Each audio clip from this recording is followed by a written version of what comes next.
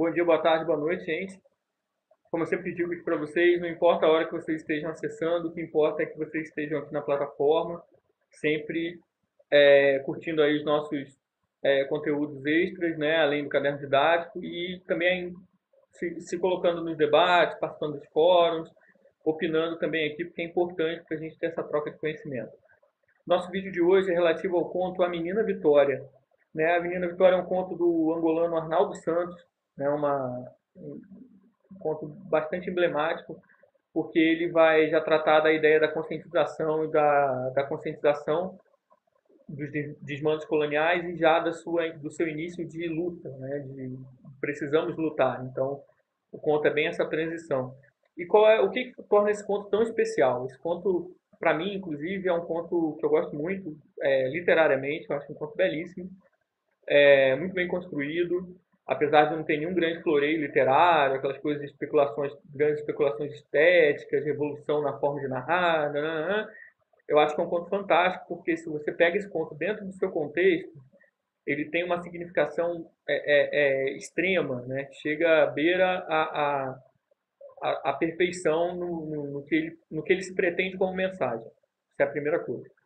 E se você pega esse conto fora do seu contexto, ele tem uma significação também muito importante, porque você acaba analisando, se você não está levando esse conto para o contexto angolano, de uma Angola colonial, né, sofrendo uma colonização portuguesa muito dura, você pega esse conto e transforma esse conto, a sua leitura, né, na verdade, não o conto, mas a sua leitura, transpõe, né, não transforma, transpõe a sua leitura para uma análise do que acontece em sala de aula, porque é um conto que tem como principal cenário uma sala de aula.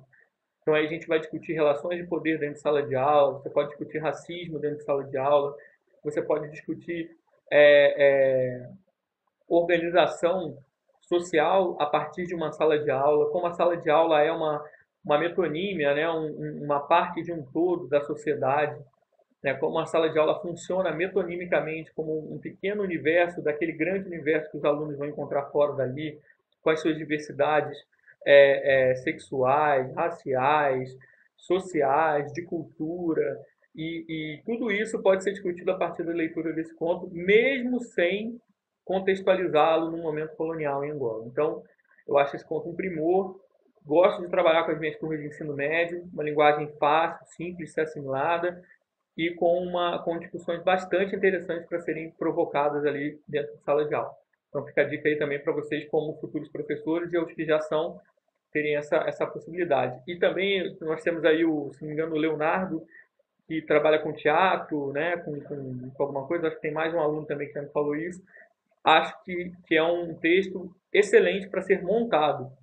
Não sei se isso já ocorreu, né? Enfim, não tenho muito conhecimento de como funciona essa cena cultural em Angola, mas a leitura do conto dá para perceber sim. Eu acho que para quem já tem esse trabalho com teatro, com artes dramáticas, que ele é muito passível de ser montado e acredito que de um jeito bem interessante para ser apresentado para um público até mais jovem, de repente, né?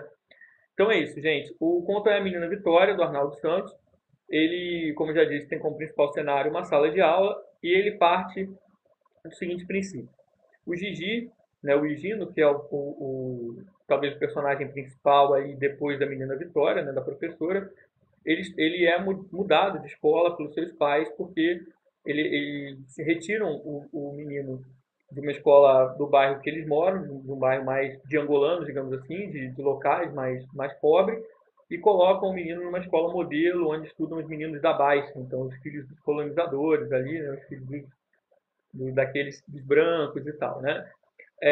E a justificativa que eles dão para isso é que ele queria que o Gigino fosse o seu secretário, né? Ele chama o Gigi de seu secretário, que seria o cargo máximo ali administrativo que um angolano, que um local poderia atingir dentro da estrutura administrativa colonial. E para isso ele acha que o Gigi tem que melhorar a sua pronúncia do português, a sua escrita, o seu conhecimento de cultura e tal, e que na escola em que ele estava, que ele estudava, que ele não conseguiria isso porque ele estaria sempre influenciado pelos meninos ali do bairro mais pobre, né, digamos assim.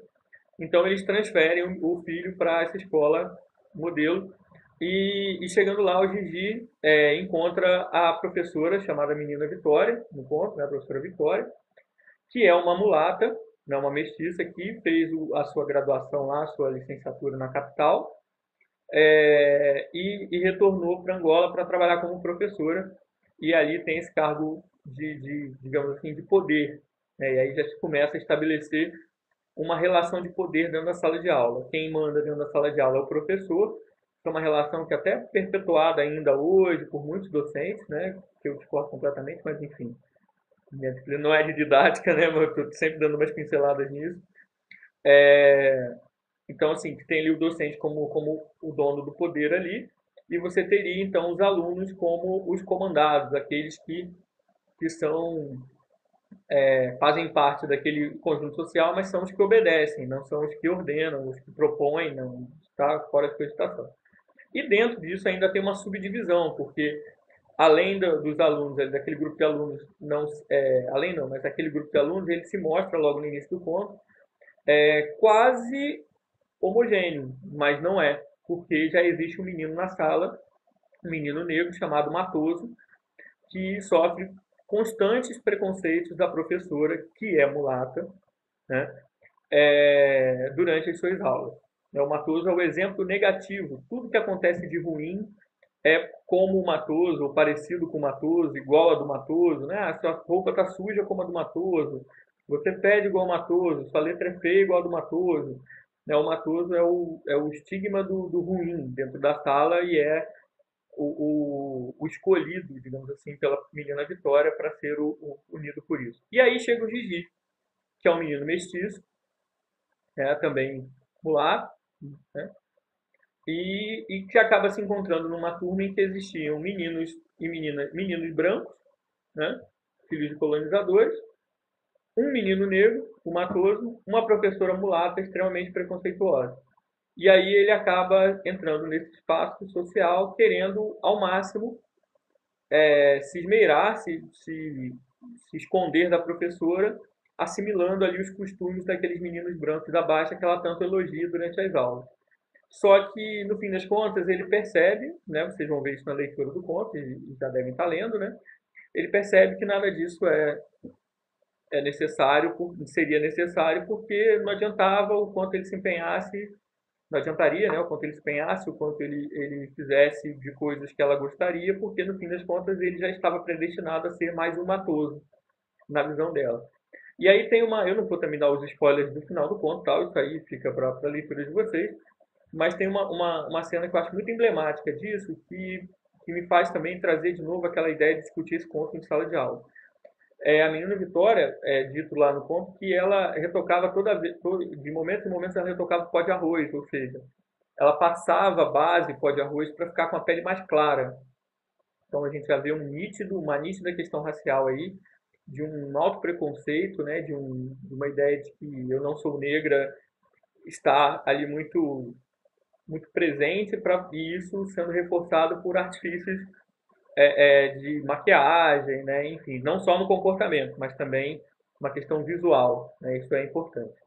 E em um determinado momento, quando o Gigi, o Higino, se irrita, ele até fala alguma coisa assim, né? Logo ela fazer isso comigo, ela que nem cabrita né? Cabrita que é um termo que os angolanos utilizam para chamar de mulato, moreno, né? Morena, né? Nem morena ela é uma mulatona, né? Ela é já uma negra, quase uma negra ali, dentro daquelas variações todas que se colocam, né? Para ficar distinguindo por tonalidade de pele.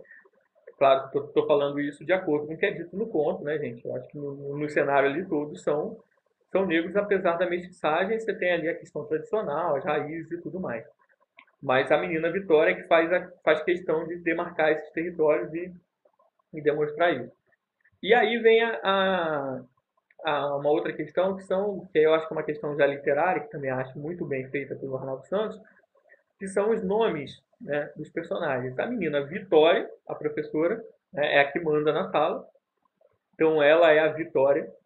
O Gigi, que é o Higino, né, chamado Higino poucas vezes, depois só Gigi, a dobra, né, da sílaba Gigi, né, essa repetição, já é vista também, já pode ser vista também como a ideia de tentar reproduzir, é aquele que tenta se espelhar no que os outros estão fazendo. O Gigi é algo, ele acaba sendo reduzido em parte do conto a algo menor, né? Porque ele deixa de ser o Higino para tentar ser como os meninos da Baixa e agradar a professora, né? Então por isso essa dobra. E o Matoso, que é o único, que é o menino negro que já é estigmatizado, né? Sofre todas as violências simbólicas possíveis da professora em sala de aula, aí também violências físicas, né? Os castigos, as reguadas e tal.